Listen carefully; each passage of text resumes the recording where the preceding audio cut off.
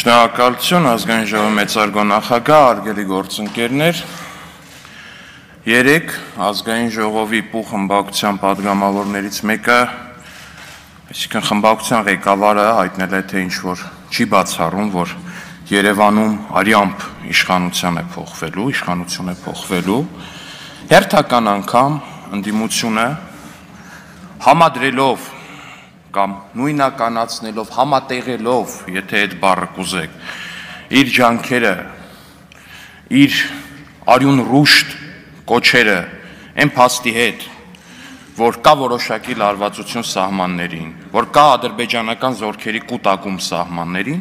անում է նմանատիպ հայտարարություններ։ Այս ամեն ինչը արդեն այնքան է կրկնվել, որ նույնիսկ ծիծաղելի չի, հարգելի գործընկերներ։ Հետո էլ այստեղից պարոն Մամիջանյան հայտարարեցիք, որ երբ կանչը հնչի, կգա գործելու ժամանակը։ Պարոն Մամիջանյան, ես կխնդրեմ այդքան պաթոսով չարթահայտվել եւ Viber-ի SMS-ներին կանչ չանվանել, որովհետեւ բոլորս էլ գիտենք, թե ձեր կանչ կոչվածը ինչի հետ է,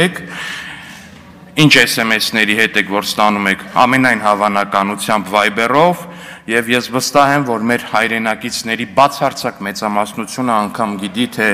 աշխարհագրական որ կետից եք ստանում այդ կանչերը։ Այնպես որ պարոն Մամիջանյան, խնդրում ենք, այդ ձեր կանչերը ու SMS-ները պահեք միայն ու բացարձակապես սեփական ընթերցանության համար։ Այստեղ ոչ ձեր կանչերից վախեցող կա, ոչ ձեր արյուն ռուշտ կոչերից վախեցող կա, եւ ոչ էլ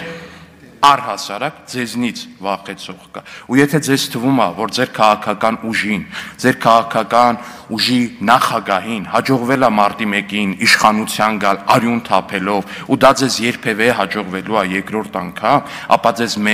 շատ մեծ հիասթափություն է սպասում։ Ու այս ելույթը կարող եք թարգմանել ու Viber-ով հետ ուղարկել։ Շնորհակալություն, պարոն Ալեքսանյան, քվեարկության է դրվում կառավարության կողմից ներկայացված վարչական իրավախախտումների վերաբերյալ Հայաստանի Հանրապետության օրենսգրքում փոփոխություններ կատարել